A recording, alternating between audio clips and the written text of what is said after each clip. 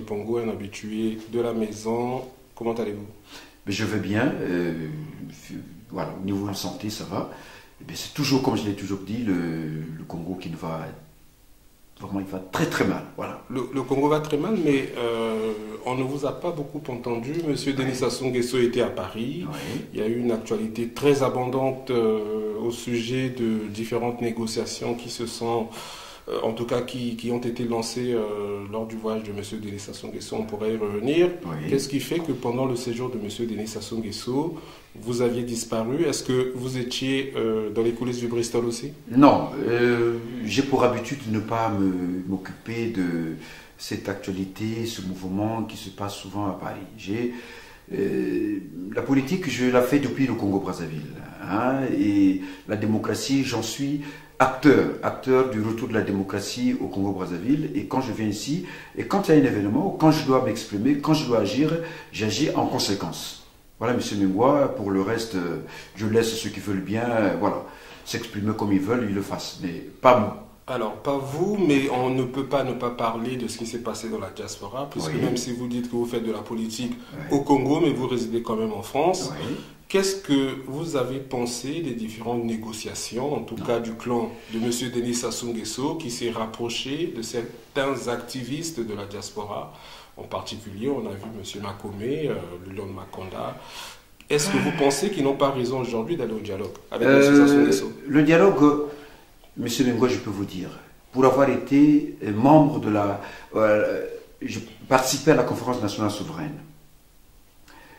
Le dialogue, c'est pas un dialogue comme tel. C'est aujourd'hui, il faut s'asseoir face à face. Le Nord et le Sud. C'est le Nord et le Sud au sujet du pouvoir. Parce que, monsieur Mingwa, je vais vous rappeler ceci. Et je m'en tiens à cela. Monsieur, le général Dabira a été clair.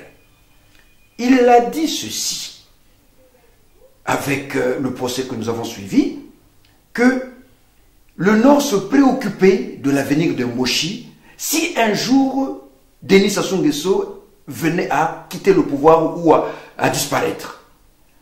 Donc, en fait, si nous continuons à nous amuser, à parler d'unité nationale, alors que le problème n'est pas là, le problème, depuis la nuit des temps au Congo, réside au niveau du pouvoir entre le Nord et le Sud.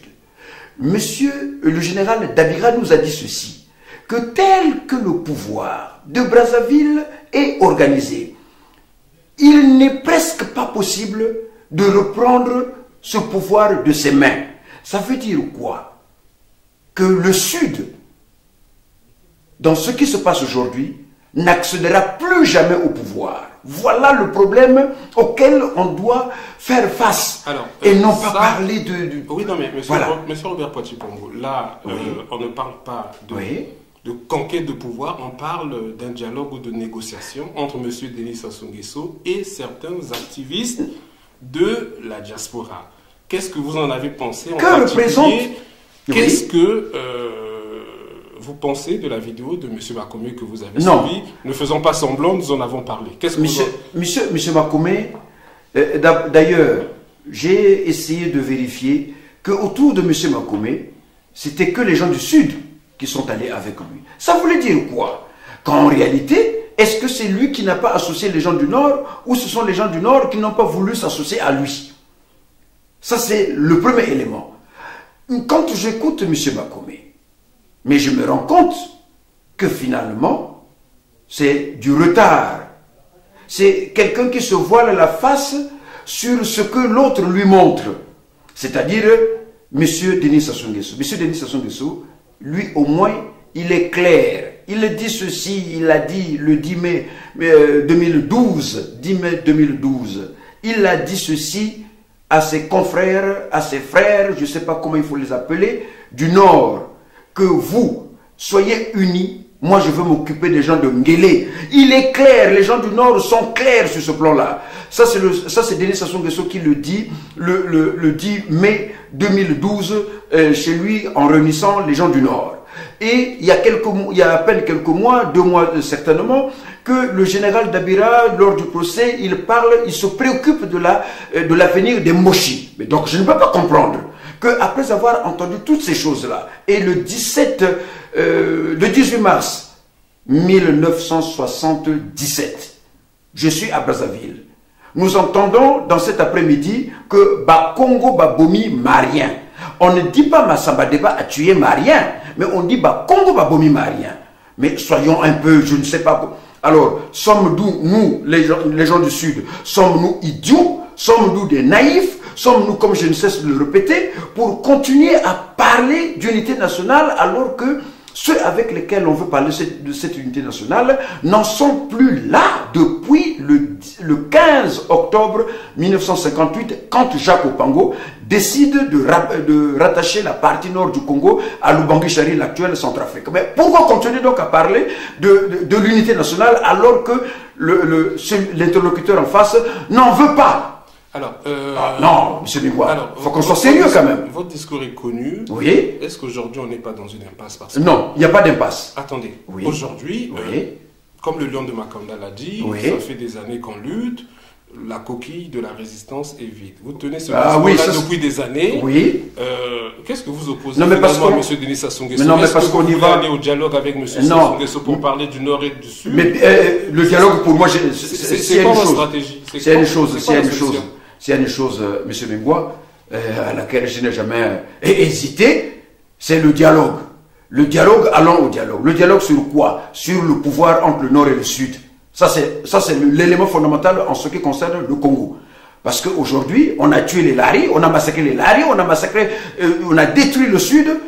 C'est au nom du Nord que ça a été fait. On a utilisé les gens du Poul pour détruire le Poul. On utilise les gens du Sud pour détruire le Sud. Et vous continuez à dire qu'il y a l'unité nationale. Non, allons, s'il y a dialogue, moi je ne peux pas craindre ça. Je suis prêt à me rendre, comme j'ai l'habitude de me rendre à Brazzaville. Je suis prêt à aller et qu'on s'asseye, qu'on parle une fois pour toutes du problème du pouvoir entre le Nord et le Sud.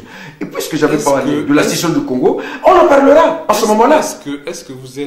Est-ce que vous acceptez le fait qu'il y a des enfants du Sud, comme on l'a dit? Ce n'est pas un problème. Vous dites que la délégation de M. Makomé au Bristol était composée exclusivement des hommes du Sud. Mais s'il y avait... Dites-moi, M. Mingwa, s'il y avait un nordiste dans cette délégation. Dites-moi ça. Est-ce que vous comprenez qu'il y ait des fils du Sud qui sont dans une autre démarche que la vôtre et qui sont plutôt pour une unité nationale, pour un dialogue. Et on a bien vu M. Makomé déclarer que Sassou Nguesso était son frère, que M. Sassou était son papa. Et il est naïf. Qu'Antoinette Sassou Nguesso était sa maman. Voilà, c'est la naïveté. Est-ce que ça ne reflète pas finalement le désarroi des opposants de M. Sassou Nguesso, surtout la famille? Mais est-ce que vous avez autant faim, vous qui êtes activiste dans la diaspora? Vous êtes aussi vulnérable surtout, me concernant moi, M. Mingwa, vous connaissez ma vie professionnelle, et je me lève tôt, très tôt le matin, et je ne dis pas que je me couche tard, mais je me couche à l'heure convenable, mais pour aller, Aimé Césaire avait dit, le travail est sur l'indépendance. Quand vous ne travaillez pas, quand vous n'exercez pas, quand pour avoir un bout de pain, il faut que vous ayez tendre la main. Mais c'est normal que vous soyez dans cette situation-là. Que quelqu'un soit dans une situation de dépendance. Mais moi, je ne suis pas dans une situation de dépendance. Et cela étant, je ne peux pas, moi aujourd'hui, Denis Sassou Nguesso connaît mon discours. Et je pense même que Denis Sassou Nguesso sait que Robert a raison. Il le sait. Vous l'auriez rencontré au Bristol si on vous en avait fait la proposition, oui ou non? Non, pas dans ces conditions-là. Je ne peux pas rencontrer M. Denis Sassou Nguesso dans ces conditions macabres. Je ne peux pas. Et pourquoi? Parce que lui, Denis Sassou Nguesso, il sait ce qu'il fait. Et s'il y a des gens qui veulent être enroulés dans la farine, comme il a l'habitude de le faire, M. Denis Sassou Nguesso, ils n'ont qu'à aller le rencontrer dans l'indiscrétion ou dans la discrétion, je ne sais pas comment il faut le dire. Je ne suis pas là pour ça. J'ai été à la conférence nationale, je sais ce que nous avions, nous, fait pour obtenir la conférence nationale, nous savions ce que nous avons dit à la conférence nationale, et nous avons, tout le monde aujourd'hui s'est rendu compte qu'il se pose un problème au Congo, de celui du pouvoir entre le Nord et le Sud. Et Denis Sassou Nguesso, avec le Nord entier, est organisé de telle sorte que plus jamais le pouvoir ne revienne au Sud. Et que moi, je veux que chacun de nous Une fois qu'on a dit ça, c'est quoi la solution? Reconnaissent cela. Comment contraindre, comment allez-vous contraindre M. Ben, Denis Sassou Nguesso? Si on veut aller rencontrer M. Denis Sassou Nguesso dans les officines comme ça, jamais ce problème-là du pouvoir entre le Nord et le Sud ne sera réglé. Donc il faut que, moi je vais vous dire que non, allons au dialogue. Mais vous savez allons au dialogue entre le Nord et le Sud. Mais vous savez bien allons. Que la politique, c'est voilà. aussi dans les officines, M. RPP. Oui, mais ça c'est... Non, les officines, c'est entre nous sudistes, on peut faire les officines. Mais vous avez parce qu'entre nordistes, on a bien vu non. que vous êtes seul aujourd'hui. Non, je ne suis pas seul. Je ne suis pas seul parce que, je vais vous dire, M. Mingwa, que heureusement pour nous tous, que le message que je fais passer, ce que je dis est entendu tant par l'homme du Sud que par l'homme du Nord. Est entendu, il est compris que effectivement, le véritable problème qui se pose, c'est celui du pouvoir entre le Nord et le Sud.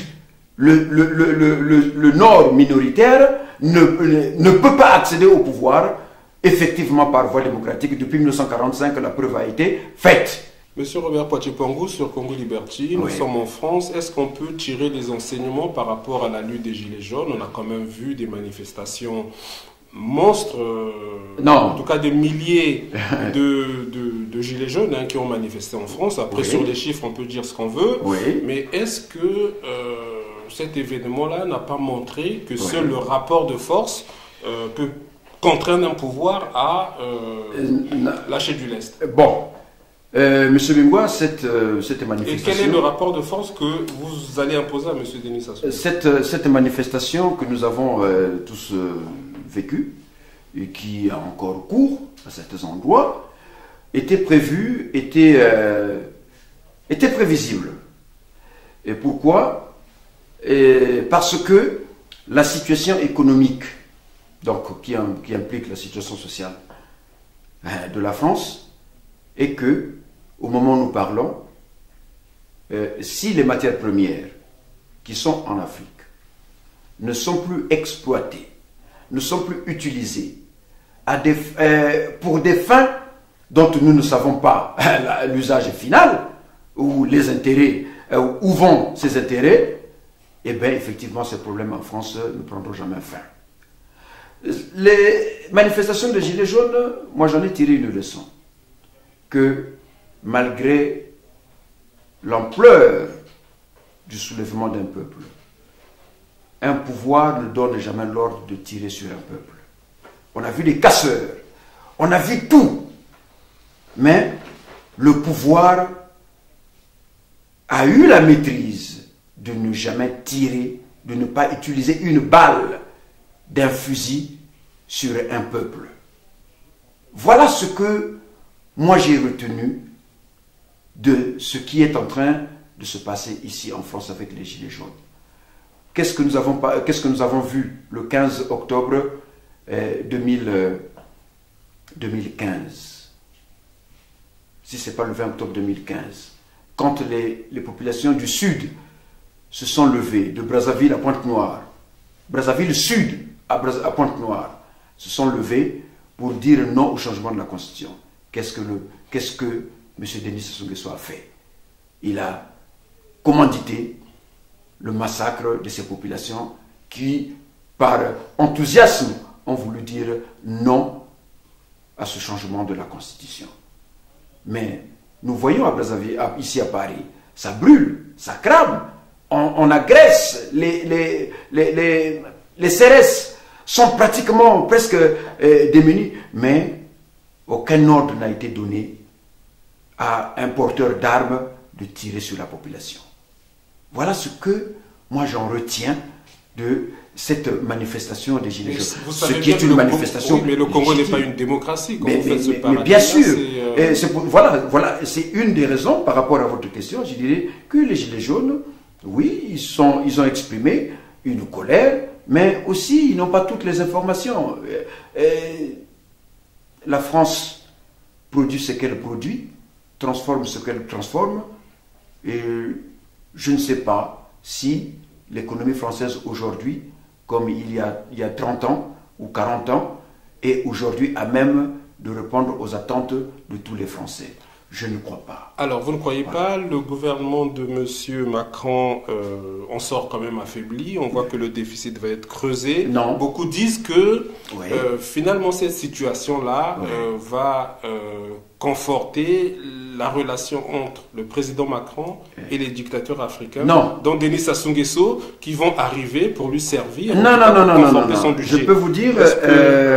vous êtes d'avis à ce Est-ce que ce n'est pas les intérêts des pays qui Non, c'est depuis 2016 que j'avais acheté un livre dont je ne vais pas vous montrer le titre parce qu'il ne s'agit pas de faire la publicité. Allez-y. Hein, dans ce livre, écrit par Eric Fotorino, le 1, ce qui arrive aujourd'hui était prévisible. C'est-à-dire que si Emmanuel Macron, quand il prend le pouvoir, c'est pour régler le problème des chômeurs, mais pour régler le problème des chômeurs, eh bien, il fallait bien toucher quelque part. Et en touchant quelque part, ceux-là qui travaillent se sont dit, dans le syndicalisme, on appelle ça par les avantages acquis. Quand on a un avantage, on ne veut pas en perdre même un centime, sauf si on est généreux. Même si quand on est généreux, et qu'on me demande de donner au moins 1 centime ou 2 centimes pour celui qui ne travaille pas, pour qu'il ait le travail, en ce moment-là, si je suis généreux, je l'accepte. Mais quand on n'est pas généreux, il n'est pas facile que de donner un peu de soi pour l'autre qui en manque. Et voilà donc la véritable problématique qui se pose ici en France, c'est qu'on accuse qu'il y ait des milliardaires, qu'il y ait ceci, qu'il y ait cela, bien sûr, mais aussi à un certain moment, on sait aussi qu'il y a beaucoup de gens qui veulent-ils travailler, ne veulent-ils pas travailler, oui, on ne sait pas. Oui, mais la voilà. question c'était... c'est plus ce sujet-là qui m'intéresse. Le problème qui m'intéresse... La situation voilà. en France aujourd'hui, non, ça n'a rien à voir. budgétaire ne va pas conforter les relations entre le président de la France et les dictateurs. Non, je pense que M. Emmanuel Macron est celui qui a compris qu'il ne faut pas se tisser des relations avec les dictateurs. Parce que les dictateurs sont la cause profonde de l'immigration. Les dictateurs sont les causes profondes de l'immigration. Et l'immigration a pour conséquence quoi? L'insécurité, comme on le dit souvent, et le chômage. C'est-à-dire que le commun des mortels en France dit que c'est à cause de l'immigration qu'il y a le chômage. Et M. Macron a compris ce problème. Donc, il ne peut pas s'allier aux dictateurs. Parce que les dictateurs, M. Mingwa, je vous le répète, sont la cause profonde de l'immigration. Donc, lui ne peut pas s'associer. Voyez-vous, M. Denis Sassou Nguesso, depuis longtemps, qui cherche à rencontrer M. Emmanuel Macron, mais pourquoi il ne le rencontre pas? Et qu'allez-vous dire le jour où il va le rencontrer? Juste pour vous dire qu'il le rencontrera juste pour les intérêts de la France. Les intérêts de la France, mais pas rencontrer M. Denis Sassou Nguesso. Votre mot de la fin, M. Voilà. Robert Poitiers-Pongo, sur 2018, est-ce que sur vous 2018, avez une communication particulière? Oui, sur 2018, beaucoup de choses ont été dites et beaucoup de choses ont été faites. Et dans ces choses, nous avons quand même compris aujourd'hui, comme je l'ai dit, comme je n'ai cessé de le dire, que le Congo n'a jamais obtenu son indépendance. Voilà. Et le deuxième élément, il faut que nous réglions dorénavant le problème du pouvoir entre le Nord et le Sud, parce que le Nord, tel qu'il est organisé aujourd'hui, n'est pas prêt de laisser le pouvoir aux sudistes. Et donc, quand j'entends des gens qui vont rencontrer en catimini M. Denis Sassou Nguesso pour entreprendre des négociations, non, c'est pas de cette manière-là. C'est pas de cette manière-là. Le dialogue, oui, allons au dialogue, mais sur des sujets clés, pas sur les sujets. S'il y a un sujet au niveau de l'unité nationale, eh bien, il faut l'éclairer. Mais moi, le problème qui se pose entre le Nord et au Congo, c'est celui du pouvoir entre le Nord et le Sud. Voilà. Monsieur Robert Poitiers-Pongo sur Congo Liberty, que j'invite d'ores et déjà pour janvier pour commenter le discours de M. Denis Sassou Nguesso s'il est encore au pouvoir, puisque ça fait 20 ans que vous n'arrivez pas à le faire partir. On prend rendez-vous pour janvier? On prend rendez-vous pour janvier parce que tout ce qu'il dira n'a aucun intérêt. L'intérêt, c'est que c'est le problème de la destruction du Sud et celui du pouvoir entre le Nord et le Sud. Merci, voilà mon élément. Monsieur Robert Poitiers-Pongo, et couvrez-vous bien puisqu'il fait très froid en région parisienne. J'essaie de le faire. Merci beaucoup, M. Mingwa.